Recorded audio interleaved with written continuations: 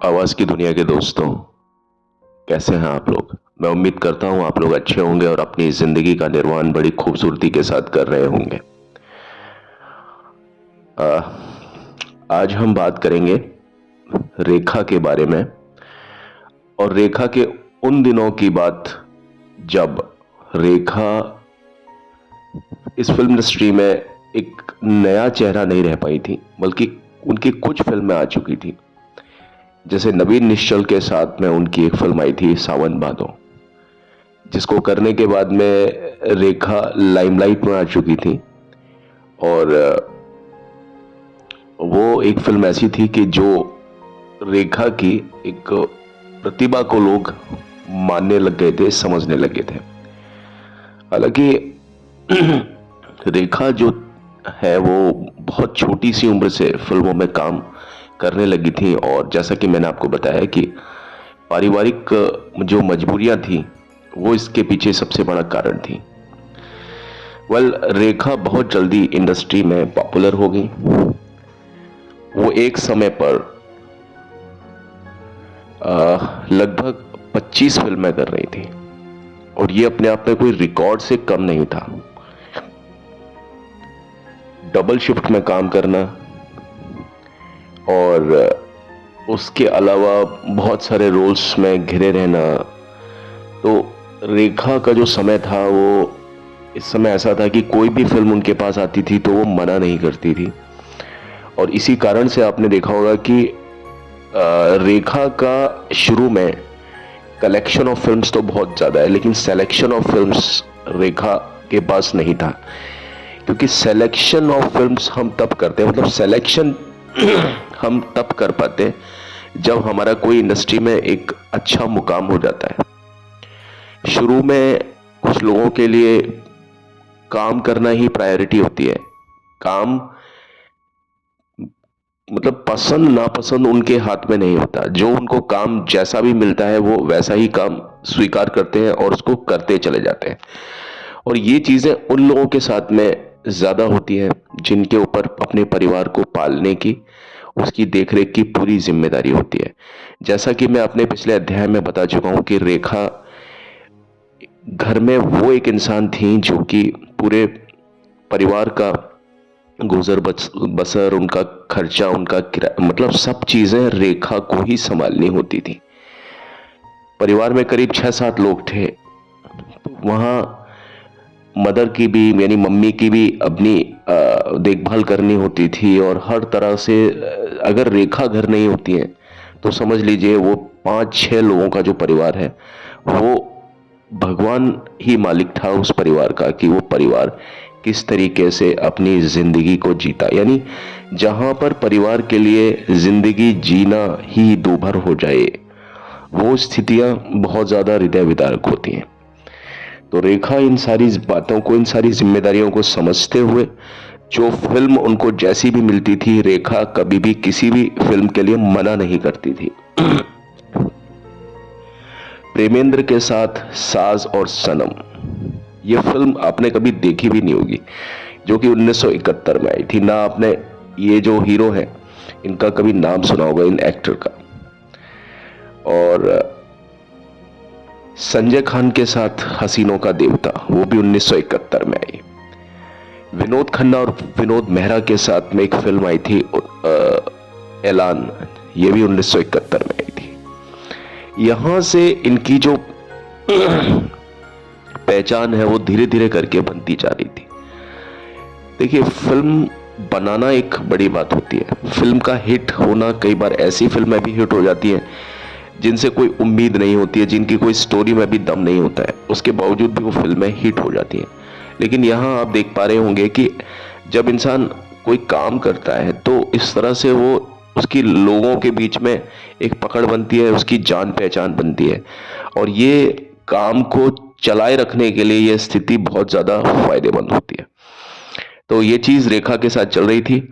हालांकि रेखा ने यह सुनिश्चित किया कि उनके जो मतलब सब ठीक चल रहा था उनकी लाइफ में, कोई चीज ऐसी नहीं हो रही थी कि जो पहले एक मारकाट वाली स्थिति हुआ करती थी कि भाई परिवार में, जहां पर मैं आपको बता रहा हूं कि जहां पर आपको जीने के लिए संघर्ष करना पड़ जाए, सिर्फ जीने के लिए, वो संघर्ष बहुत बड़ा संघर्ष होता है। किसी को जिंदगी में कुछ साबित करना है, वो संघर्ष फिर भी इतना बड़ा नहीं होता। लेकिन जहां पर आपको जिंदगी जीने के लिए संघर्ष करना पड़ जाए, उस संघर्ष से बड़ा कोई संघर्ष नहीं हो सकता। तो अपनी एक फिल्म, उसकी फिल्म थी बेचारा, एक बेचारा, 1972 में आई थी। उसके लिए निर्माता बीएन घोष ने रेखा को उनके पहले ए लिस्ट सह कलाकार, जो कि जंपिंग जैक के नाम से मशहूर थे, आपको समझ में आ ही गया होगा, जंपिंग जैक यानी जितेंद्र के साथ में उनकी फिल्म आई थी जिसका नाम था एक बेचारा। उनके अपोजिट रेखा को साइन किया गया था, और ये वो समय था जब तक जितेंद्र एक स्टार बन चुके थे, क्योंकि फिल्म फर्ज जो कि रिलीज हुई थी 1967, 1967, तो ये फिल्म बहुत ज्यादा सफल थी। मस्त बहारों का मैं आशिक, मैं जो चाहे यार करूं, वो गाना था ना रफी साहब की आवाज में, बहुत अच्छा गाना। तो इस तरह की कुछ फिल्में जितेंद्र के पास आई, और जितेंद्र उस समय तक सुपरस्टार बन चुके थे। और जितेंद्र के अपोजिट अब रेखा थी, और बात यह थी कि जितेंद्र अभी भी अविवाहित थे, उनकी कोई शादी नहीं हुई थी। उनकी कई फिल्में देखने के बाद रेखा इस खूबसूरत युवा, इस पंजाबी अभिनेता पर कुछ हद तक रेखा मोहित भी हो गई थी, ऐसा बताया जाता है। और इसका परिणाम यह हुआ कि जल्दी ही रेखा और जितेंद्र अच्छे दोस्त बन गए। इस फिल्म की शूटिंग का जो शेड्यूल था वो शिमला में आयोजित हुआ, और ठंडे पहाड़ों से जितेंद्र और रेखा के बीच रोमांस की खबरें आने लगीं। और शूट से मिली जानकारियों के मुताबिक जितेंद्र ने नजदीकियों को बढ़ावा दिया। रेखा को तब ज्यादातर इंडस्ट्री में एक सामान्य अदाकारा के रूप में लिया जाता था, और ज्यादातर लोग रेखा का मजाक ही उड़ाते थे, क्योंकि रेखा के पास में उनका कोई पर्सनल कोई गॉडफादर नहीं था। रेखा का जो मेकअप था वो अपने आप करती थी, और बात यह थी कि वो साउथ इंडियन थी, और वो मुंबई फिल्म इंडस्ट्री में अपनी जगह बना रही थी। तो जो भी कोई व्यक्ति इस तरह से आता है स्ट्रगल करके किसी और जगह से, और साउथ इंडस्ट्री में सुंदरता के जो मानक हैं, उनके जो पैमाने हैं, वो अलग हुआ करते थे। इंडस्ट्री वहां की है, वहां पर थोड़ा सा मतलब मोटापा जो होता है वो चलता है। वहां की जो एक्ट्रेसेस होती हैं, जब तक थोड़ी सी मोटी नहीं होती हैं, उनको एक्ट्रेस नहीं माना जाता। और उसकी तुलना में जो हमारे मुंबई इंडस्ट्री में छरहरे बदन वाले जो स्टार्स हैं वो चलते हैं, है ना। जब तक एक्ट्रेस की काया पतली नहीं है, मतलब एक फेस और फिगर होना चाहिए, और फेस के नाम पर उसका गोरा होना बहुत जरूरी है। और जैसा कि मैंने आपको बताया कि रेखा जो थी ना वो सांवली थी, तो इस करके रेखा का मजाक उड़ाया गया। और रेखा के साथ में जितने भी लोग जो इंडस्ट्री से आते हैं ना, जो जिनके कलर थोड़े डार्क होते हैं या जो सांवले होते हैं, उन लोगों को मजाक का कारण बनना पड़ता है, मतलब उनकी मजाक उड़ाई जाती है। जैसे आपने देखा होगा शांति प्रिया, या आपने देखा होगा बहुत सारे जो है एक्टर एक्ट्रेसेस जो ब्लैक होते हैं, उनको इन सब दंश को झेलना पड़ता है। मिथुन चक्रवर्ती की भी बात अगर हम करें, और इस तरह से भी उन्होंने बहुत ज्यादा, मतलब लोग बाग उनके मुंह के ऊपर ही बोल देते थे, जितना गंदा बोल सकते थे वो मिथुन चक्रवर्ती के सामने बोला जाता था। लेकिन देखिए, जिन जिन लोगों का मजाक उड़ा इंडस्ट्री में, उन लोगों ने अपना फिर एक नाम बनाया है। मिथुन चक्रवर्ती का नाम कौन भूल सकता है, उसी तरह से रेखा को भी हम कभी भूल नहीं सकते। जिन लोगों ने रेखा का मजाक उड़ाया, आज उन लोगों को कोई जानता भी नहीं है। आप नवीन निश्चल जैसे हैंडसम इंसान को भूल चुके होंगे, जिनके साथ में सावन भादो फिल्म आई थी रेखा की, लेकिन आज आप रेखा को नहीं भूल सकते। मेरे कहने का तात्पर्य यह है कि उन दिनों रेखा और जितेंद्र का एक बीच में कुछ नजदीकियां बढ़ी, और शायद ये पहली बार होगा कि रेखा को इंडस्ट्री में प्यार और सम्मान महसूस हुआ। और ये प्यार और सम्मान जितेंद्र की तरफ से अच्छा खासा था रेखा के लिए। जितेंद्र ने रेखा की आंखों में चमक ला दी, और जब ये लोग फिल्म को पूरा करके वापस मुंबई गए, उसके बावजूद भी इन लोगों की बातचीत जो कि रोमांस में बदल चुकी थी वो जारी रही, और इन लोगों के मिलने मिलाने का जो दौर होता था वो चलता रहता था। लेकिन बॉलीवुड की तमाम प्रेम कहानियों की तरह इस कहानी में भी एक अच्छा खासा ट्विस्ट था। कहने का तात्पर्य यह है कि जितेंद्र की एक पुरानी प्रेमिका शोभा उनके साथ थी, और शोभा उस समय एयर होस्टेस हुआ करती थी। ये वही शोभा है जिनसे जितेंद्र की बाद में शादी हुई।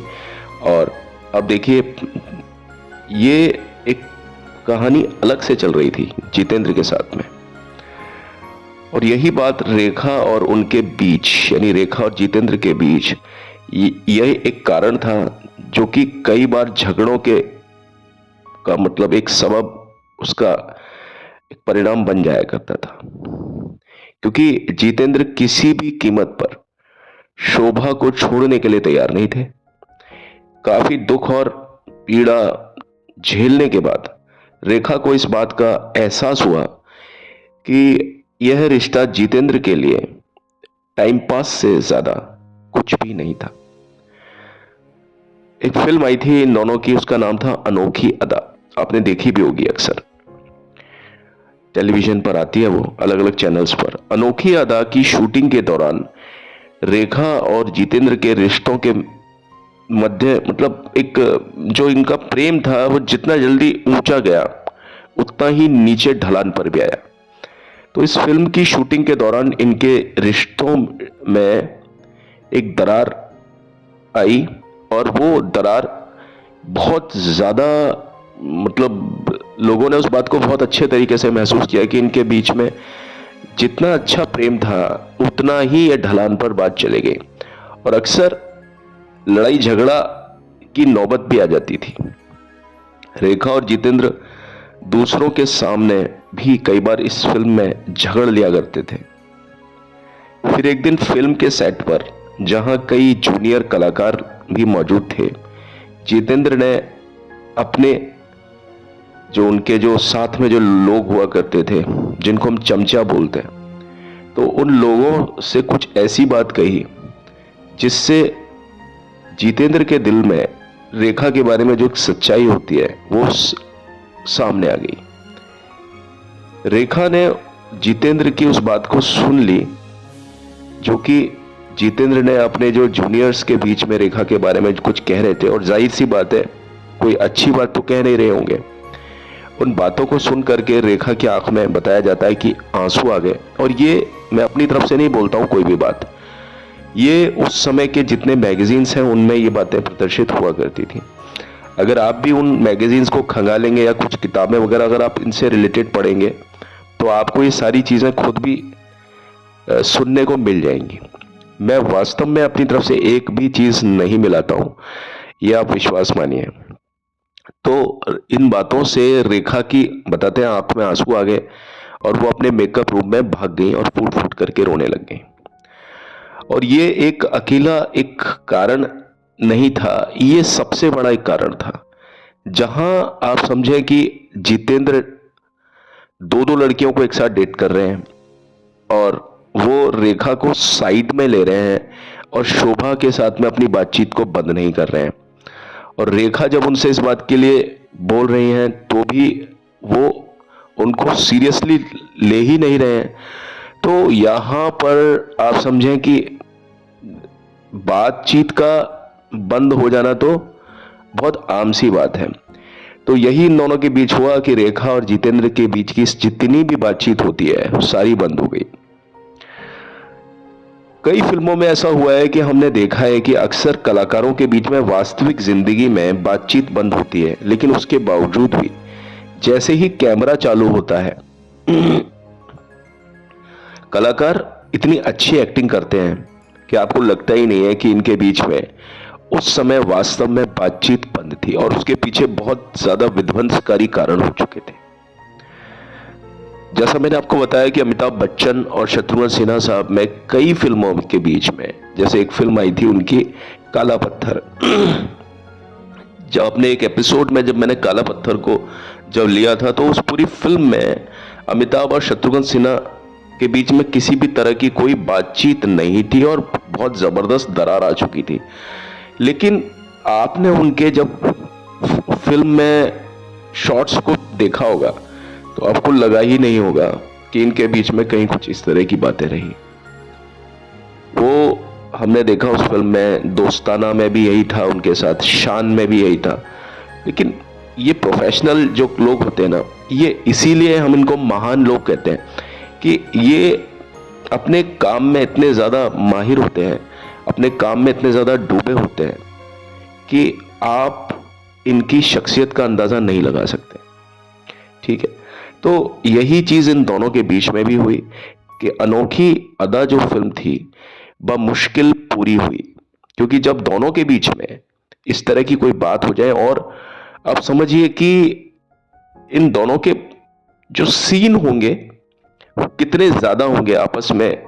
उस फिल्म में जितेंद्र और रेखा के ही सीन हैं आपस में, यानी स्क्रीन पर ये दोनों कलाकार ही आपको दिखाई देंगे, लेकिन आप इनके हाव भाव देखिए, आप इनकी एक्टिंग करने का तरीका देखिए, आपको लगेगा ही नहीं कि उन दिनों इनके बीच में ये सारी बातें चल रही थी। दोनों मुख्य कलाकारों के बीच स्पष्ट रूप से तनाव था और बहुत ज्यादा तनाव था। फिल्म में इंटरवल के बाद, खास तौर पर जो फिल्म में जो उत्तरार्ध होता है, जो इंटरवल के बाद की जो शूटिंग आप देखते हैं, वो जो सीन है उसमें कैमरा ट्रिक से भी कुछ सीन्स को डाला गया है। यानी आप समझ लीजिए कि कुछ सीन में रेखा जितेंद्र के पास में मौजूद नहीं होती थी, वहीं रेखा के साथ में जितेंद्र मौजूद नहीं होते थे, लेकिन फिर भी कैमरे को इस तरह से रखा जाता था कि हमें लगता था कि दोनों एक दूसरे के सामने मौजूद हैं और दोनों आपस में बात कर रहे हैं।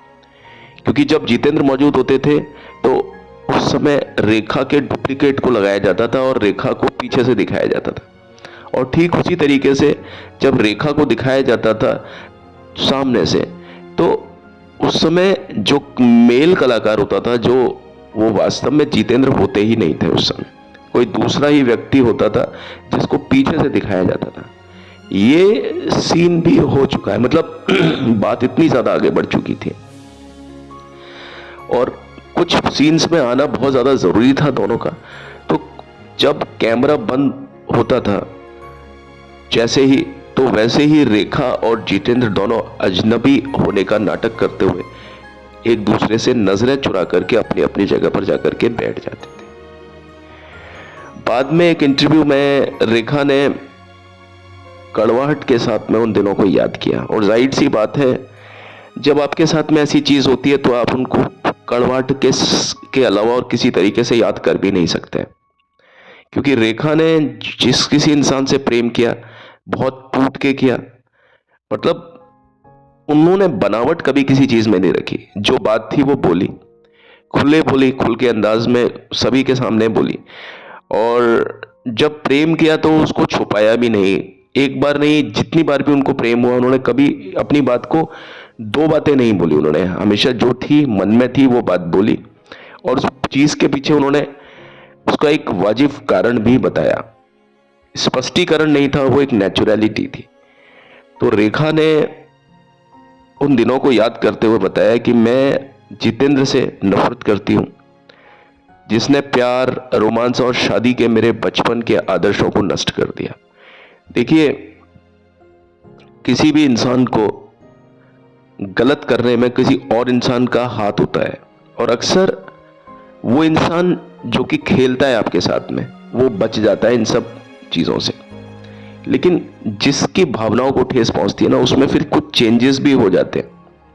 तो ये वो एक समय था जब रेखा कहती है कि मैं बाकी लड़कियों की तरह थी, मैं भी वैसी ही थी जैसी और लड़कियां हुआ करती हैं, लेकिन मेरा जो मन में जो एक प्रेम के प्रति जो एक एक एक सोच पैदा हुई ना कि भाई प्यार क्या ऐसा होता है क्या, लोग प्रेम करके ऐसा भी कर देते हैं क्या। तो ये जो सोच थी ना, ये जिंदगी में, रेखा की जिंदगी में पहली बार रेखा इस तरह से सोचने पर मजबूर हुई थी। मैं केवल एक लड़का अपने साथ चाहती थी कि भाई मेरा भी कोई बॉयफ्रेंड हो, कुछ इस तरह से हो जिसे मैं आदर सम्मान से देखूं, मैं जिसकी प्रशंसा करूं, मैं जिस पर भरोसा करूं। और ये करना कोई गलत बात नहीं है। मेरे ख्याल में हर वो लड़की जो कि मतलब नई होती है, जिसकी उम्र नई होती है, वो हर एक लड़की इसी तरीके से चीज़ों को सोचती है, समझती है।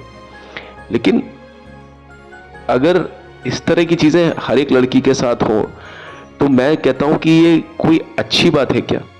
नहीं, बिल्कुल नहीं। और कुछ लोग जिनके साथ में सब कुछ सही चलता है, उसके बारे में कोई बात नहीं बनती है, किसी तरह के कोई स्पष्टीकरण, कोई व्याख्यान नहीं दिए जाते हैं।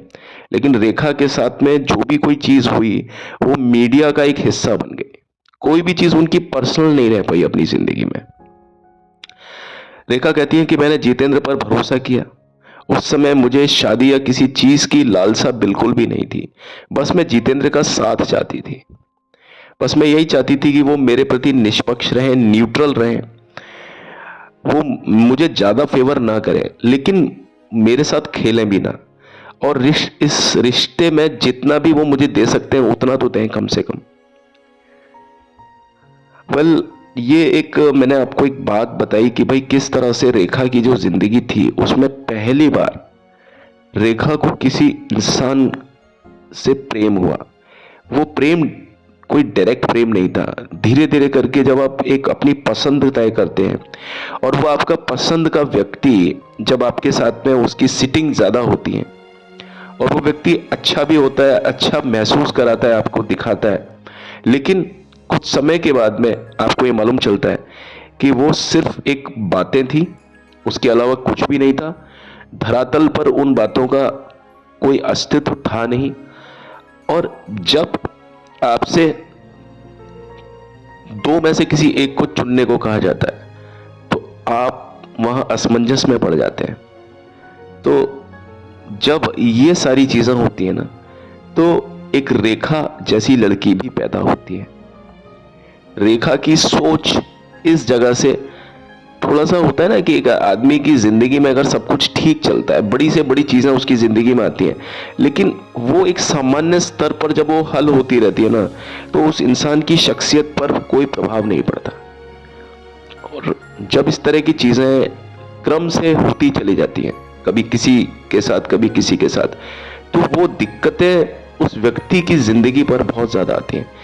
और खास तौर पर तब जब वो व्यक्ति फिल्म इंडस्ट्री, सिनेब्लेज, शोबिज से जुड़ा हो, तो आप समझें कि वो एक समय ऐसा था कि जब फिल्म पत्रिकाएं कोई सच्ची बात नहीं छापती थी। अगर कोई चीज रेगुलरिटी में उनको देनी होती थी, कोई कॉलम उनको रेगुलरिटी में जोड़ने होते थे, तो गॉसिप या गपशप या इस तरह की बातें जो सच्ची झूठी हो सकती थी, अंदेशा, अफवाहों की बातें ज्यादा उड़ती थी मैगजीन्स में।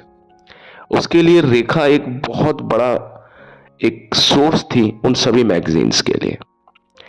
तो ये आज मैंने आपको एक वो किस्सा बताया जिसमें रेखा और जितेंद्र के बीच भी कभी एक एक प्रसंग रहा था, और मेरे ख्याल में ये सबसे पहला प्रसंग था जो रेखा और जितेंद्र के बीच रहा। वेल, ऐसा नहीं था कि उसके बाद में कभी जितेंद्र और रेखा के कभी फिल्में आई नहीं। आप देखिए कितनी सारी फिल्में जितेंद्र और रेखा की आई, आप देखेंगे। एक फिल्म आई थी उनकी जुदाई, है ना। एक फिल्म थी उनकी जसोदा का नंद लाला ब्रज का दुलारा है, वो एक फिल्म आई थी, मैं थोड़ा सा उसको भूल रहा हूँ। वो 84-85 में फिल्म आई। उस टाइम पर सौतन की बेटी एक फिल्म आई थी उनकी, है ना। वो आई थी उनकी, हम भूल गए रे हर बात मगर तेरा प्यार नहीं भूले, क्या क्या ना हुआ दिल के साथ। सावन कुमार साहब की फिल्म आई थी। एक फिल्म आई थी उनकी, मेरा पति सिर्फ मेरा है, मैंने तुझे खत लिखा, है ना। बड़ी अच्छी अच्छी फिल्म आई उनकी जितेंद्र साहब के साथ में। एक फिल्म आई थी अपने अपने, वो भी जितेंद्र के साथ में आई थी। अपने अपने से लगे हमें जब देखा पहली बार तुम्हें, है ना। मैं आपको ये क्यों बता रहा हूं, क्योंकि रेखा ने कहा, कुछ कहा, रेखा ने किसी के बारे में कुछ भी बोला, वो बोल दिया, लेकिन रेखा के मन में कभी भी किसी के लिए कड़वाहट नहीं थी। रेखा ने कभी भी किसी के साथ काम करने से मना नहीं किया। हाँ, जब उनसे रेखा से कभी किसी चीज के बारे में पूछा तो रेखा ने अपने उन भावों को भी प्रदर्शित किया जो वास्तव में उनके दिमाग में थे। लेकिन आप देखिए, रेखा ने कभी भी किसी के साथ कोई दुश्मनी या किसी के खिलाफ कोई रंजिश या साजिशें नहीं रखी, कभी नहीं रखी। तो ये रेखा का चलन रहा। और मैं आपको यही बताना चाहता हूं कि ये जो फिल्में, जो बाद की फिल्में हैं ना, इनमें भी आपने नहीं देखा होगा कि रेखा के मन में जितेंद्र के लिए कोई भी एक ऐसी चीज हो। तो रेखा उन अभिनेत्रियों या उन प्राणियों में से है जो कि खुद के साथ गलत हो जाए, चाहे स्थितियां कुछ भी रहे, लेकिन रेखा माफ करना जानती है और रेखा भूलना जानती है। लेकिन रेखा से जब कोई पुरानी कोई बात पूछता है तो रेखा को वो सही बात बतानी पड़ती है और उसके पीछे सही भाव देने पड़ते हैं। ऐसा नहीं हो सकता कि रेखा कोई ऐसी बात कहे जैसे जितेंद्र और उनके बीच का कोई किस्सा था बहुत पुराना, और उसके पीछे क्या वजह थी, रेखा ने क्या खोया क्या पाया। अगर वो स्थिति बनती है तो रेखा उस बात को हंस के तो नहीं बता सकती ना। रेखा उस बात को उसी अंदाज में बता सकती है जो अंदाज उनके साथ वास्तव में उन घटनाओं से पेश आया था। बहरहाल, आज की सभा मैं यही समाप्त करता हूं। अगली सभा में, अपने अगले अध्याय में रेखा से ही जुड़े हुए इसके आगे के कुछ अध्याय मैं आपके सामने बताऊंगा। और सच बोलूं मैं आपको, कुछ लोगों को शायद लगता होगा कि मैं अपनी तरफ से बोलता हूं, नहीं, मैं अपनी तरफ से एक शब्द भी नहीं बोलता हूं। हाँ, कहने की जो अदायगी है वो मेरी है। बाकी ये जितने भी किस्से हैं रेखा के बारे में, आप मैगजीन्स अगर आप खुद भी पढ़ेंगे ना, कोई किताबें पढ़ेंगे ना, तो आपको ये सब मालूम चलेगा कि ऐसा वास्तव में रेखा के साथ हुआ था। हमें अपनी तरफ से, देखिए, मैं अपनी राय दे सकता हूं किसी के बारे में। रफ़ी साहब मुझे कैसे लगते हैं, किशोर कुमार साहब मुझे कैसे लगते हैं, मुझे नौशाद साहब कैसे लगते हैं, मुझे पंचम दा कैसे लगते हैं, मुझे लक्ष्मीकांत, ये मेरी एक राय हो सकती है। लेकिन जहां पर भी मैं कोई ऐसी बात कहता हूं कि जो कोई घटना होगी ना, उसमें मेरी खुद का कोई भी मैं एक ओपिनियन भी अपनी नहीं रखता, मेरी तरफ से एक चीज भी मैं नहीं जोड़ता। तो ये मेरी तरफ से एक पहल रहती है, ठीक है। तो अभी तो चलता हूं, लौट के मिलता हूं, बट जाने से पहले मेरी आपसे रिक्वेस्ट है कि मेरे चैनल को like share subscribe please please please जरूर करें। और बस आप ही हमारा एक सहारा है। अगर हम भक्त हैं तो आप हमारे भगवान हैं। प्लीज मेरे इस चैनल को लाइक शेयर सब्सक्राइब जरूर करें। कमेंट बॉक्स में अपने कमेंट भी लिखें, हमें प्रोत्साहित करें, और बस यही हमारा एक तारुफ चलता रहे। और बेल आइकन को जरूर दबा दें। Thank you and have a nice day. भगवान आप सभी को खुश रखे। कल मिलते हैं, बाय।